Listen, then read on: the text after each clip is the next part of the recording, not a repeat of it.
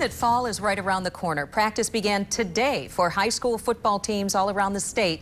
And as the athletes hit the field once again, there are new practice regulations from the MHSAA that are hoping to keep them safe. I'm joined in studio right now by Dr. Matthew Axtman. He's with the Spectrum Health Medical Group.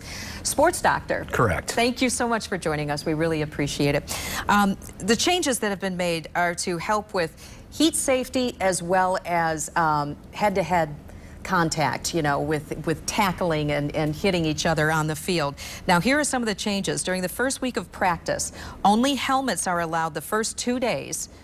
Only shoulder pads added the third and fourth days, and full pads may not be worn until the 5th day of team practice. Now, those are changes to help with heat safety. Let's talk a little bit about that. Correct. So what you want to try to do is acclimatize the players. And so if you just throw them into pads all at once, they're not going to be used to it. Their bodies aren't going to be used to taking that heat and that pressure and everything as they're practicing. So you want to slowly integrate some of those things that are going to trap some of that heat in. And that's the point of what some of that rule is for. Okay, so we've seen problems with heat in the past with players.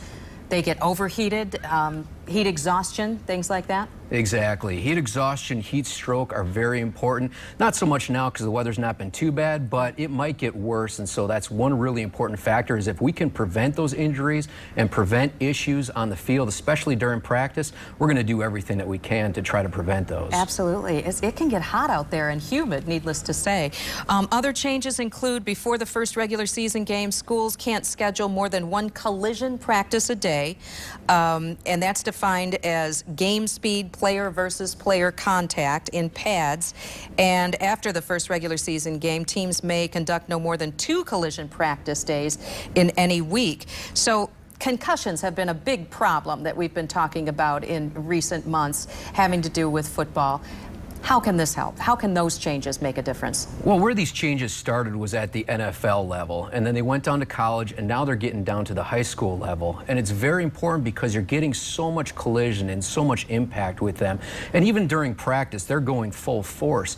And so what that's really going to do is that's going to limit some of not only the concussion injuries, but a lot of the other extraneous injuries that happen during practice so that they're more available on the field for those games. Also, in looking over this information today, I was reading that it's most severe when there's when the player hits the top of the head. Correct. Having to do with the helmet. So they're also talking about how to hit. Yes, there are a lot of studies out there that take a look at the impact of the helmet, and the top of the head is a very high point of impact and cause of concussions. So what you want to do is make sure that there's good practicing tackling techniques where you keep that head up, you keep your opponent in your vision so that you're not making that head-to-head contact, and that's in hope to decrease some of those concussions. Right.